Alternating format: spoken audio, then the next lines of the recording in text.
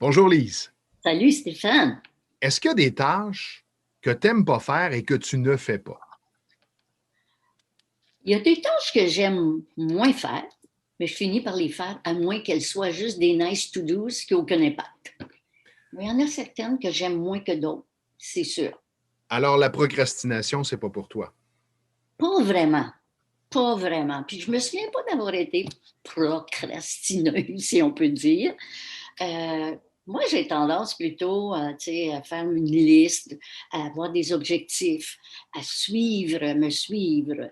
Euh, Peut-être qu'on pourrait regarder ça comme de la procrastination, mais moi j'appelle ça de la gestion de temps et de priorité. Il se peut que je reporte, par exemple, disons que j'ai un grand rapport à écrire et il arrive une urgence, quelle qu'elle soit. Je peux reporter mon rapport ou des parties de mon rapport, mais je gère la situation. Je procrastine pas en disant je vais la faire. Oh non, je ne peux pas la faire parce que oh, je ne peux pas vraiment la faire, puis encore bien moins parce que je n'aime pas. Ce que je n'aime pas habituellement, Stéphane, je me dis commence par les choses que tu aimes un peu moins. Ça va tellement être réconfortant par la suite d'aller dans les choses que tu aimes. Ça, c'est un excellent truc, hein? Puis on pense pas à ça, on pense souvent au contraire. On commence par les choses qu'on aime pour terminer par les choses qu'on n'aime pas. Et souvent, on ne se rend pas là parce qu'on n'a plus la motivation ou l'énergie pour le faire. Donc, c'est comme un conditionnement de toujours repousser systématiquement, habituellement, les choses que l'on n'aime pas. On les repousse. Et je lisais un article d'un professeur chercheur à l'Université de Trois-Rivières. J'étais surprise, Stéphane, parce qu'il dit, selon ses recherches, évidemment, une personne sur cinq souffre de procrastination. Ce que j'ai aimé, il dit, ce n'est pas de la paresse. On pourrait penser que c'est de la paresse. C'est vrai. Il dit que c'est un problème de gestion des émotions. Surtout, par exemple, il dit les personnes qui sont anxieuses, qui ont tendance à dramatiser. C'est facile de tomber dans la procrastination. Ou il dit les impulsifs, les impulsives. Ils veulent un résultat, le plaisir tout de suite. C'est pour ça qu'on veut faire les choses que l'on aime, hein, pour avoir le plaisir, être fier, être content. Et ça, je me disais, waouh, c'est vraiment intéressant. À la fois, il dit que c'est très difficile de se défaire de ce conditionnement-là. Mais en même temps, c'est la satisfaction qu'on a envers soi-même. Oui, Si je procrastine constamment, comme Gilbert, le psychologue avec lequel je travaille, me répète souvent, la vie est un face-à-face avec soi et non avec l'autre. Alors, quand oui, tu te couches le soir, puis ton oui, bilan de fin de vie un jour, là, c'est avec toi que tu vas le faire. oui, Si tu as procrastiné toute ta vie, comment tu te sens?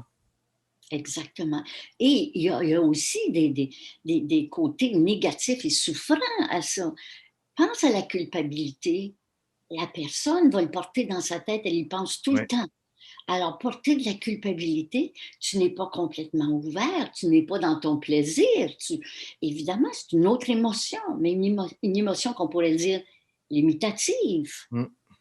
Euh, Moi, je pense à, j'ai une amie, 3 ans de retard dans les déclarations de ses revenus. Imagine l'émotion à porter trois Le ans. stress, entre autres. Oui. Ah oui, Et dans les absolument. relations, hein? Imagine ce que ça peut faire dans les relations professionnelles, personnelles. Ça devient compliqué, ça devient insatisfaisant pour l'autre. Alors, c'est toute une émotion. Sauf que, comme on le dit souvent, souvent, Stéphane, moi, je reviens toujours, et je pense que le professeur chercheur dont je parle le dit aussi, heureusement, compte tenu que notre cerveau est neuroplasticisé, donc on peut changer. Il dit on peut renverser ce conditionnement, l'atténuer, tout au moins. Y aller par étapes. Deux, trois trucs avant qu'on se laisse. Le truc que tu donnais, tu peux le rappeler. Commencer par les tâches qu'on aime moins pour Tout terminer à par fait. celles qu'on aime le Oui. plus. Avoir un objectif, Oh, se fixer un objectif et quand on atteint l'objectif, on peut s'offrir une gâterie, se oui, récompenser.